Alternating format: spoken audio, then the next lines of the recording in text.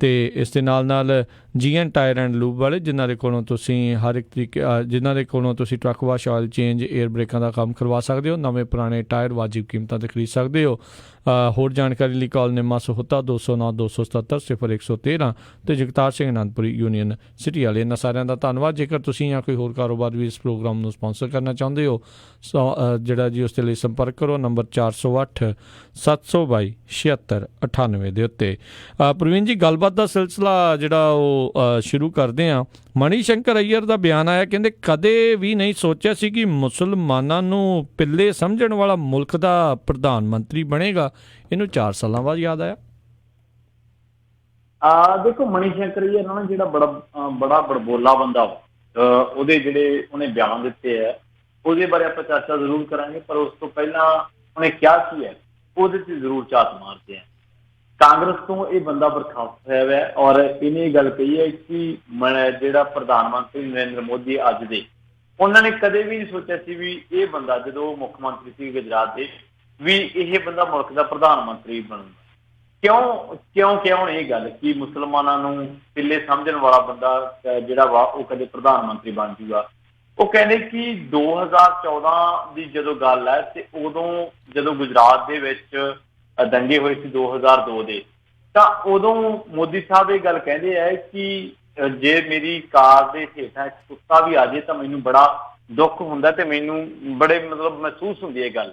ਤਾਂ ਉਹ ਕਹਿੰਦੇ ਕਿ ਮੈਨੂੰ ਉਦੋਂ ਹੀ ਪਤਾ ਲੱਗਿਆ ਸੀ ਵੀ ਇਹ ਜਿਹੜਾ ਅਈਅਰ ਹੈ ਇਹ ਕਹਿੰਦਾ ਵੀ ਮੈਨੂੰ ਉਦੋਂ ਅਹਿਸਾਸ ਹੋਇਆ ਕਿ ਜਿਹੜਾ ਮੋਦੀ ਹੈ ਇਹ ਮੁਸਲਮਾਨਾਂ ਨੂੰ ਕੁੱਤੇ ਦੇ ਬੱਚਿਆਂ ਦੇ ਸਮਾਨ ਸਮਝਦਾ ਵਾ, ਪਿੱਲੇ ਸਮਝਦਾ ਇਹ। ਤਾਂ ਉਦੋਂ ਫਿਰ ਇਹਨੇ ਜਿਹੜੀ ਟਿੱਪਣੀ ਕੀਤੀ ਸੀ ਤੇ ਉਹ ਇਸ ਤੋਂ ਪਹਿਲਾਂ ਇਹ ਬੰਦੇ ਨੇ ਕੀ ਟਿੱਪਣੀ ਕੀਤੀ ਸੀ, ਇਹਨੇ 2014 ਦੀ ਗੱਲ ਹੈ ਜਦੋਂ ਇਹਨੇ ਮੋਦੀ ਸਾਹਿਬ ਤੇ ਟਿੱਪਣੀ ਕੀਤੀ ਸੀਗੀ ਕਿ ਜਿਹੜਾ ਇਹ ਬੰਦਾ ਵਾ ਇਹ ਨੀਚ ਆ, ਤੇ ਉਦੋਂ ਫਿਰ ਇਹਨੂੰ ਕਾਂਗਰਸ ਤੋਂ ਬਰਖਾਸਤ ਹੋਣਾ ਪਿਆ ਸੀਗਾ, ਕਾਂਗਰਸ ਨੇ ਇਹਨੂੰ ਬਾਹਰ ਕੱਢਤਾ ਸੀਗਾ। ਇਸ ਤੋਂ ਪਹਿਲਾਂ ਇਹਨੇ ਟਿੱਪਣੀ ਕੀਤੀ ਸੀ ਚਾਏ ਵਾਲਾ, ਜਦੋਂ ਕਾਂਗਰਸ ਦਾ ਸਮਾਗਮ ਸੀਗਾ ਕੋਈ ਤੇ ਉਹਨਾਂ ਨੇ ਸਾਰਿਆਂ ਦੇ ਸਾਹਮਣੇ ਨਰਿੰਦਰ ਮੋਦੀ ਨੂੰ ਚਾਏ ਵਾਲਾ ਕਹਿਤਾ ਸੀਗਾ, ਸੰਬੋਧਨ ਕਰਦਾ ਸੀਗਾ। ਤੇ ਫਿਰ ਆਮ ਚੋਣਾਂ 2014 ਦੀਆਂ 'ਚ ਭਾਜਪਾ ਨੇ ਇਹਨੂੰ ਚੁਣਾਵੀ ਮੁੱਦਾ ਵੀ ਬਣਾਇਆ ਸੀਗਾ। ਉਦੋਂ ਵੀ ਤੁਹਾਨੂੰ ਪਤਾ ਫਿਰ ਕਾਂਗਰਸ ਨੂੰ ਮੂੰਹ ਦੀ ਖਾਣੀ ਪਈ ਸੀਗੀ, ਮਤਲਬ ਕਿ ਕਾਂਗਰਸ ਕਹਿੰਦੀ ਹੈ ਕਿ ਸਾਡੀ ਹਾਰ ਦਾ ਕਾਰਨ ਬਣ ਗਿਆ ਇਹ ਬੰਦਾ। ਬੇਸ਼ੱਕ ਉਹਨਾਂ ਦੀ ਭਾਸ਼ਾ ਗੈਰ ਇਖਲਾਕੀ ਹੈ, ਇਹਦੀ ਇਹੋ ਜਿਹੀ ਭਾਸ਼ਾ ਦੀ ਕੋਈ ਥਾਂ ਨਹੀਂ ਆ। ਬਹੁਤ ਵੱਡੇ ਕੱਦ ਦੇ ਉਹ ਨੇਤਾ ਨੇ ਔਰ ਉਹ ਦੱਸਦੇ ਆ ਕਿ ਜਦੋਂ 24 ਦਿਨ ਮੁਸਲਮਾਨਾਂ ਦੇ ਰਿਫਿਊਜੀ ਕੈਂਪ ਦੇ ਵਿੱਚ ਕੋਈ ਨਹੀਂ ਗਿਆ ਤਾਂ ਅਹਿਮਦਾਬਾਦ ਮਸਜਿਦ ਦੇ ਵਿੱਚ ਵੀ ਉਹ ਕਹਿੰਦੇ ਕਿ ਜਦੋਂ ਪ੍ਰਧਾਨ ਮੰਤਰੀ ਅਟਲ ਬਿਹਾਰੀ ਵਾਜਪਾਈ ਗਏ ਸੀਗੇ ਕਿਉਂਕਿ ਉਦੋਂ ਉਹਨਾਂ ਦੀ ਜਾਣਾ ਮਜਬੂਰੀ ਸੀਗਾ, ਤਾਂ ਨਾਲ ਹੀ ਉਹ ਕਹਿੰਦੇ ਸੀ ਕਿ ਇਹ ਬੰਦਾ ਵੀ ਸੀਗਾ ਤੇ ਮੈਂ ਸੋਚਿਆ ਨਹੀਂ ਸੀ ਕਿ ਜਿਹੜਾ ਇਹ ਇੰਨੀ ਘਟੀਆ ਮਾਨਸਿਕਤਾ ਰੱਖਦਾ ਵਾ ਤੇ ਇਹ ਬੰਦਾ ਕਦੇ ਪ੍ਰਧਾਨ ਮੰਤਰੀ ਬਣ ਜੂਗਾ। ਖੈਰ ਬੜੇ ਦੇਰ ਬਾਅਦ ਆਇਆ। ਜੇ ਇਹੀ ਗੱਲ ਉਹਨਾਂ ਨੇ ਲਫ਼ਜ਼ਾਂ ਦੇ ਤੋਲ ਮੋਲ ਦੇ ਨਾਲ ਸਹੀ ਤਰੀਕੇ ਨਾਲ ਕਹੀ ਹੁੰਦੀ ਤਾਂ ਸ਼ਾਇਦ ਵਜ਼ਨ ਰੱਖਦੀ, ਪਰ ਜਿਸ ਤਰੀਕੇ ਨਾਲ ਉਹਨਾਂ ਨੇ ਇਹ ਗੱਲ ਕਹੀ ਹੈ ਜਾਂ ਜਿਸ ਤਰੀਕੇ ਨਾਲ ਟਾਈਮਿੰਗ ਦੀ ਤੁਸੀਂ ਗੱਲ ਕੀਤੀ ਕਿ 4 ਸਾਲਾਂ ਬਾਅਦ ਯਾਦ ਆਇਆ, ਤਾਂ ਅੱਜ ਉਹਨਾਂ ਦਾ ਬਿਆਨ ਏਡੀ ਕੋਈ ਤਵੱਜੋ ਨਹੀਂ ਰੱਖਦਾ ਮੇਰੇ ਖਿਆਲ ਦੇ ਨਾਲ। ਔਰ ਜਿਵੇਂ ਉਹਨਾਂ ਨੂੰ ਬੜਬੋਲੇ ਲੋਕਾਂ ਦੇ ਵਿੱਚ ਨੇਤਾਵਾਂ ਦੇ ਵਿੱਚ ਗਿਣਿਆ ਜਾਂਦਾ ਤਾਂ ਇਹ ਇੱਕ ਹੋਰ ਉਹਨਾਂ ਦੀ ਵੰਨਗੀ ਕਹੀ ਜਾ ਸਕਦੀ ਹੈ। ਮੈਨੂੰ ਲੱਗਦਾ ਨਹੀਂ ਕਿ ਮੋਦੀ ਸਾਹਿਬ ਨੂੰ ਇਸ ਚੀਜ਼ ਦੇ ਨਾਲ ਕੋਈ ਫਰਕ ਪੈਣ ਵਾਲਾ ਵਾ। ਜੀ ਫਰਕ ਤਾਂ ਪੈਣਾ ਸੀ ਜੇ ਕਾਂਗਰਸ ਦੇ ਵਿੱਚ ਹੁੰਦੇ। ਅਗਲੀ ਜਿਹੜੀ ਆਪਾਂ ਗੱਲ ਉਸ ਦੇ ਉੱਤੇ ਨਜ਼ਰ ਮਾਰਦੇ ਖਬਰ 'ਤੇ ਵੀ ਕਹਿੰਦੇ ਵੀ ਜਿਹੜੀ ਜਨਤਕ ਸੰਪੱਤੀ ਦੀ ਭੰਨ ਤੋੜ ਦਾ ਸੁਪਰੀਮ ਕੋਰਟ ਵੱਲੋਂ ਨੋਟਿਸ। ਹਾਂਜੀ, ਅਸਲ ਦੇ ਵਿੱਚ ਹੋਇਆ ਕੀ ਹੈ ਕਿ ਜਿਹੜੇ ਕਾਵੜੀਏ ਨਾ ਉਹ ਦੇਸ਼ ਦੇ ਵੱਖ-ਵੱਖ ਹਿੱਸਿਆਂ ਦੇ ਵਿੱਚ ਰੋਸ ਮੁਜ਼ਾਹਰੇ ਕਰ ਰਹੇ ਆ ਤੇ ਜਨਤਕ ਸੰਪੱਤੀ ਦੀਆਂ ਜਿਹੜੀਆਂ ਤੋੜ-ਫੋੜ ਕਰ ਰਹੇ ਆ, ਕਈ ਥਾਈਂ ਕਾਰਾਂ ਤੋੜ ਰਹੇ ਆ ਤੇ ਇਸ ਕਰਕੇ ਜਿਹੜੀ ਸੁਪਰੀਮ ਕੋਰਟ ਆ ਉਹ ਕਹਿੰਦੇ ਅਸੀਂ ਇੰਤਜ਼ਾਰ ਨਹੀਂ ਕਰਾਂਗੇ ਕਿ ਸਰਕਾਰ ਕਾਨੂੰਨ ਦੇ ਵਿੱਚ ਸੋਧ ਕਰੇ ਤੇ ਘਟਨਾਵਾਂ ਰੁਕਣ। ਦੀਪਕ ਮਿਸ਼ਰਾ ਨੇ, ਚੀਫ ਜਸਟਿਸ ਨੇ ਜਿਹੜੇ AN ਖਾਨਵਿਲਕਰ ਨੇ, DY ਚੰਦਰਚੂੜ ਦਾ ਜਿਹੜਾ ਬੈਂਚ ਹੈ ਉਹਨੇ ਸਰਕਾਰ ਤੇ ਇਸ ਗੱਲ ਪੁੱਛੀ ਹੈ ਕਿ ਇਹ ਰੁਕਣੀਆਂ ਕਦੋਂ ਹੈ, ਕਿਵੇਂ ਰੋਕੋਗੇ ਤੁਸੀਂ। ਤਾਂ ਬੈਂਚ ਨੇ ਇੱਕ ਮਿਸਾਲ ਵੀ ਦਿੱਤੀ ਹੈ। ਉਹਨਾਂ ਨੇ ਕਿਹਾ ਕਿ ਕਾਵੜੀਏ ਦਿੱਲੀ ਦੇ ਵਿੱਚ ਕਾਰ ਪਲਟਾ ਰਹੇ ਸੀਗੇ ਤੇ ਉੱਥੇ ਜਿਹੜੀ ਪੁਲਿਸ ਖੜੀ ਸੀ ਉਹ ਬੇਬਸ ਨਜ਼ਰ ਆ ਰਹੀ ਸੀ। ਦੂਜੇ ਪਾਸੇ ਜਿਹੜਾ ਸਰਕਾਰ ਦਾ ਬੰਦਾ ਵਾ ਉਹ ਕਹਿੰਦੇ ਜੀ ਇਹੋ ਜਿਹੀਆਂ ਘਟਨਾਵਾਂ ਹੁੰਦੀਆਂ ਰਹਿੰਦੀਆਂ।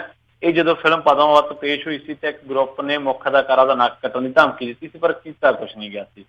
ਤਾਂ ਸਰਕਾਰ ਕਹਿੰਦੀ ਕਿ ਜੀ ਹੁਣ ਵੀ ਅਸੀਂ ਸੋਧਾ ਕਰਾਂਗੇ।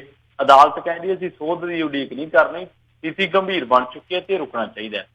ਤੇ ਉੱਤਰ ਪ੍ਰਦੇਸ਼ ਦੀ ਮੈਂ ਤੁਹਾਨੂੰ ਅੱਜ ਦੀ ਗੱਲ ਦੱਸਦਾ ਵਾਂ, ਜਿਹੜੀ ਖਬਰ ਆਈ ਹੈ ਬਿਨਾਵਰ ਇਲਾਕਾ ਵਾ ਜਿੱਥੇ ਉੱਥੇ ਟਰੱਕ ਨੇ ਕਾਵੜੀਆਂ ਦੇ ਇੱਕ ਟੈਂਪੂ ਨੂੰ ਟੱਕਰ ਮਾਰ ਦਿੱਤੀ ਸੀ। ਇਸ ਤੋਂ ਬਾਅਦ ਟੈਂਪੂ ਖੱਡ ਦੇ ਵਿੱਚ ਜਾ ਡਿੱਗਿਆ 20 ਕਾਵੜੀਏ ਜ਼ਖਮੀ ਹੋ ਗਏ ਤੇ ਪਤਾ ਲੱਗਿਆ ਕਿ ਇਸ ਘਟਨਾ ਦੇ ਮਗਰੋਂ ਕਾਵੜੀਆਂ ਨੇ ਟਰੱਕ ਨੂੰ ਅੱਗ ਲਾ ਦਿੱਤੀ ਸੀ।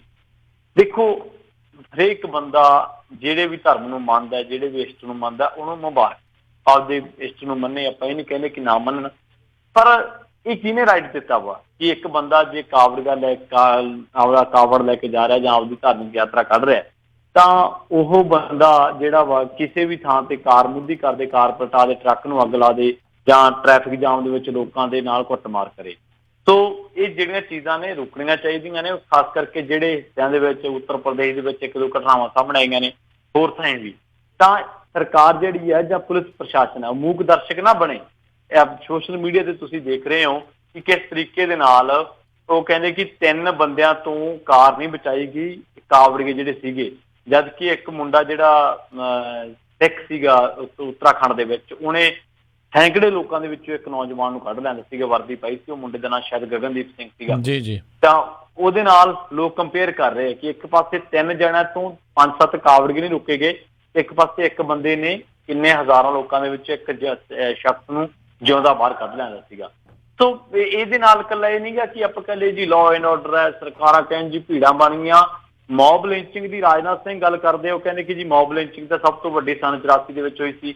ਕਿ ਆਹ ਜਿਹੜੀਆਂ ਟਰੱਕਾਂ ਨੂੰ ਅੱਗਾਂ ਲੱਗਦੀਆਂ, ਕਾਰਾਂ ਭੰਨੀਆਂ ਜਾਂਦੀਆਂ, ਲੋਕਾਂ ਦੀ ਕੁੱਟਮਾਰ ਹੁੰਦੀ, ਕਿ ਇਹ ਮੌਬ ਲਿੰਚਿੰਗ ਦੀ ਬਣ ਗਈ ਨਹੀਂ, ਇਹ ਮੌਜੂਦਾ ਇੱਕ ਤਰ੍ਹਾਂ ਦੇ ਨਾਲ ਇੱਕ ਜਥੇਬੰਦੀ ਦਾ ਇੱਕ ਸ਼ਰੇਆਮ ਗੁੰਡਾਗਰਦੀ ਜਾਂ ਇੱਕ ਅੱਤਵਾਦ ਦੇ ਵਾਂਗ ਨਹੀਂ ਗਾ। ਇਹ ਤੁਸੀਂ ਕਾਵੜ ਲੈ ਕੇ ਜਾ ਰਹੇ ਹੋ, ਤੁਹਾਨੂੰ ਮੁਬਾਰਕ, ਪਰ ਸਰਕਾਰਾਂ ਜਿਹੜੀਆਂ ਨੇ ਜੇ ਐਂ ਰਹੀਆਂ ਤਾਂ ਇਦਾਂ ਐਂ ਨਹੀਂ ਰੁਕਣਾ, ਇਹਦੇ ਤੇ ਠੱਲ ਪਾਉਣੀ ਪਊਗੀ। ਔਰ ਖਾਸ ਕਰਕੇ ਜਿੱਥੇ ਭੀੜ ਭਾੜ ਵਾਲੇ ਇਲਾਕੇ ਆ, ਜਾਂ ਤਾਂ ਉੱਥੋਂ ਰੂਟ ਬਦਲ ਲੈਣ ਜਿਹੜੇ ਕਾਵੜੀਏ ਜਿਹੜੇ ਕਾਰਾਂ ਭੰਨਦੇ, ਟਰੱਕਾਂ ਨੂੰ ਅੱਗ ਲਾਉਂਦੇ, ਜਾਂ ਫਿਰ ਸਰਕਾਰਾਂ ਜਿਹੜੀਆਂ ਨੇ ਇਹਨਾਂ ਨੂੰ ਥਾਂ ਦਵਾ ਦੇਣ ਤੁਰਨ ਫਿਰਨ ਦੇ ਲਈ, ਪੈਦਲ ਚੱਲਣ ਦੇ, ਜਾਂ ਫਿਰ ਇੰਨੇ ਕੁ ਸੁਰੱਖਿਆ ਪੁਖਤਾ ਇੰਤਜ਼ਾਮਾਤ ਕੀਤੇ ਹੋਣ ਕਿ ਕੋਈ ਬੰਦਾ ਕੱਲ ਨੂੰ ਆਪਦੀ ਕਾਰ ਪਾਸੇ ਠੱਲ ਕੇ ਵਿੱਚੋਂ ਉਤਰ ਕੇ ਬਾਹਰ ਨਾ ਭੱਜੇ ਕਿ ਯਾਰ ਸਾਹਮਣੇ ਕਾਵੜੀ ਆਉਂਦੇ ਆ। ਸੋ ਹਾਲਾਤ ਸਰਕਾਰਾਂ ਨੇ ਰੋਕਣੇ ਹੁੰਦੇ ਆ, ਲੋਕ ਨਹੀਂ ਰੁਕਦੇ ਹੁੰਦੇ, ਲੋਕ ਰੋਕਣੇ ਪੈਂਦੇ ਹੁੰਦੇ ਆ। ਔਰ ਸੁਪਰੀਮ ਕੋਰਟ ਦੀ ਜਿਹੜੀ ਟਿੱਪਣੀ ਹੈ, ਮੇਰੇ ਖਿਆਲ ਦੇ ਨਾਲ ਮੌਕੇ ਦੀ ਨਜ਼ਾਕਤ ਨੂੰ ਦੇਖਦੇ ਹਾਂ, ਸੁਪਰੀਮ ਕੋਰਟ ਦੀ ਟਿੱਪਣੀ ਬਿਲਕੁਲ ਜਾਇਜ਼ ਕਹੀ ਜਾ ਸਕਦੀ ਹੈ। ਜੀ ਜੀ। ਅਗਲੀ ਆਪਾਂ ਗੱਲ ਕਰਦੇ, ਕਹਿੰਦੇ ਦਿੱਲੀ ਦੇ ਸਕੂਲ ਦੇ ਵਿੱਚ ਦੂਜੀ ਜਮਾਤ ਦੀ ਵਿਦਿਆਰਥਣ ਦੇ ਨਾਲ ਜਬਰ ਜਨਾਹ।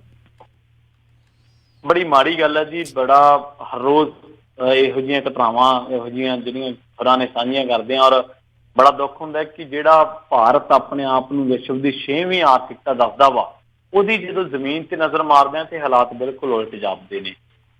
ਦਿੱਲੀ ਮਿਊਨਿਸਪਲ ਕੌਂਸਲ ਦਾ ਇੱਕ ਸਕੂਲ ਹੈ ਜੀ, ਇਹਦੇ ਵਿੱਚ ਦੂਜੀ ਜਮਾਤ ਦੀ ਬੱਚੀ ਦੇ ਨਾਲ ਸਕੂਲ ਦੇ ਹੀ ਇਲੈਕਟ੍ਰੀਸ਼ੀਅਨ ਵੱਲੋਂ ਜਬਰ ਜਨਾਹ ਕੀਤਾ ਗਿਆ, ਔਰ ਮੁਲਜ਼ਮ ਜਿਹੜਾ ਰਾਮ ਆਸਰੇ ਆ ਉਹਨੂੰ ਗ੍ਰਿਫਤਾਰ ਕਰ ਲਿਆ ਗਿਆ। ਔਰ ਪੁਲਿਸ ਨੇ ਜਿਹੜੀ NDMC ਸਕੂਲ ਨੇ ਵੀ ਉਹਨੇ ਵੀ ਸਕੂਲ ਦੇ ਖਿਲਾਫ ਜ਼ਾਬਤਾ ਕਾਰਵਾਈ ਸ਼ੁਰੂ ਕਰ ਦਿੱਤੀ ਹੈ। ਪਤਾ ਲੱਗੇ ਕਿ ਜਦੋਂ ਸਕੂਲੋਂ ਬੱਚੀ ਜਾ ਰਹੀ ਸੀਗੀ ਤਾਂ ਉਦੋਂ ਉਹਦੇ ਨਾਲ ਇਹ ਘਟਨਾ ਵਾਪਰੀ। ਜਦੋਂ ਪਰਿਵਾਰ ਉਹਨੂੰ ਹਸਪਤਾਲ ਲੈ ਕੇ ਗਿਆ, ਡਾਕਟਰਾਂ ਨੇ ਉਹਦੇ ਨਾਲ ਬਲਾਤਕਾਰ ਹੋਣ ਦੀ ਜਾਣਕਾਰੀ ਮਾਪਿਆਂ ਨੂੰ ਦਿੱਤੀ ਸੀਗੀ। ਸੋ ਹੁਣ ਉਹਦੇ ਤੋਂ ਪੁੱਛਗਿੱਛ ਕੀਤੀ ਜਾ ਰਹੀ ਹੈ। ਬੱਚੀ ਦਾ ਜਿਹੜਾ ਇਸ ਘਟਨਾ ਦੇ ਨਾਲ ਪਹਿਲੀ ਬੱਚੀ ਦੇ ਨਾਲ ਬਲਾਤਕਾਰ ਕੀਤਾ, ਜਿਹੜੇ ਬੰਦੇ ਰਾਮ ਆਸਰੇ, ਉਹਦੇ ਤੇ ਪੈਕਸਾਈਡ ਦੇ ਤਹਿਤ ਕੇਸ ਦਰਜ ਵੀ ਕੀਤਾ ਗਿਆ, IPC ਦੀਆਂ ਧਾਰਾਂ ਵੀ ਲਾਈਆਂ ਗਈਆਂ ਨੇ। ਸੋ ਔਰਤਾਂ ਦੀ ਗੱਲ ਹੈ ਜੀ, ਬੇਸ਼ੱਕ ਸਾਡੇ ਦੇਸ਼ ਦੇ ਵਿੱਚ ਗੱਲ ਹੁੰਦੀ ਹੈ ਕਿ ਔਰਤ ਨੂੰ ਬਰਾਬਰੀ ਦਾ ਦਰਜਾ ਦੇਤਾ, ਜਾਂ ਔਰਤ ਜਿਹੜੀ ਆ ਉਹ ਬੰਦੇ ਦੇ ਬਰਾਬਰ ਹੈ। ਔਰਤ ਨਾ ਤਾਂ ਕੁੱਖ ਦੇ ਵਿੱਚ ਸੁਰੱਖਿਅਤ ਹੈ, ਨਾ ਔਰਤ ਘਰ ਦੇ ਵਿੱਚ ਹੀ ਸੁਰੱਖਿਅਤ ਹੈ, ਨਾ ਔਰਤ ਸਕੂਲ ਦੇ ਵਿੱਚ ਸੁਰੱਖਿਅਤ ਹੈ, ਨਾ ਔਰਤ ਜਿੱਥੇ ਕੰਮਕਾਜ ਕਰਦੀ ਉੱਥੇ ਸੁਰੱਖਿਅਤ ਹੈ, ਨਾ ਜਦੋਂ ਉਹਨੂੰ ਕੋਈ ਵੀ ਨਹੀਂ ਆਸਰਾ ਮਿਲਦਾ, ਬਾਲ ਘਰਾਂ ਦੇ ਵਿੱਚ ਰੱਖਿਆ ਜਾਂਦਾ ਜਾਂ ਆਸ਼ਰਮਾਂ ਦੇ ਵਿੱਚ ਰੱਖਿਆ ਜਾਂਦਾ, ਨਾ ਔਰਤ ਉੱਥੇ ਸੁਰੱਖਿਅਤ ਹੈ। ਔਰਤ ਹੈ ਕਿੱਥੇ ਸੁਰੱਖਿਅਤ? ਜਿੰਨਾ ਚਿਰ ਅਸੀਂ ਔਰਤ ਨੂੰ ਮਹਿਫੂਜ਼ ਮਾਹੌਲ ਨਹੀਂ ਨਾ ਪੈਦਾ ਕਰਕੇ ਦਿੰਦੇ, ਉਹਨਾਂ ਚਿਰ ਮਾਫ਼ ਕਰਨਾ, ਅਸੀਂ ਔਰਤ ਨੂੰ ਬਰਾਬਰੀ ਦਾ ਦਰਜਾ ਵੀ ਦੇਣਾ ਤਾਂ ਦੂਰ ਦੀ ਗੱਲ, ਅਸੀਂ ਕਹਿਣ ਦੇ ਵੀ ਹੱਕਦਾਰ ਹੈ ਨਹੀਂ ਗੇ। ਜੀ ਜੀ। ਅਗਲੀ ਗੱਲ ਕਰਦੇ, ਬਾਲ ਆਸ਼ਰਮਾਂ ਚੋਂ ਕਦੋਂ ਰੁਕਣਗੇ ਬਲਾਤਕਾਰ ਤੇ ਜਿਸਮਾਨੀ ਸ਼ੋਸ਼ਣ? ਸੁਪਰੀਮ ਕੋਰਟ ਨੇ ਪੁੱਛਿਆ। ਸੁਪਰੀਮ ਕੋਰਟ ਦੀ ਟਿੱਪਣੀ ਆਉਣੀ ਲਾਜ਼ਮੀ ਸੀਗੀ, ਕਿਉਂਕਿ ਜਿਹੜੇ ਹਾਲਾਤ ਬਣ ਚੁੱਕੇ ਨੇ ਉਹ ਬਹੁਤ ਨਾਸਾਜ਼ ਹੋ ਚੁੱਕੇ ਨੇ, ਔਰ ਉਹਨਾਂ ਦੇ ਉੱਤੇ ਐਂ ਲੱਗਦਾ ਕਿ ਜਿਵੇਂ ਕੋਈ ਕੰਟਰੋਲ ਹੀ ਨਹੀਂ ਹੁੰਦਾ ਹੈਗਾ।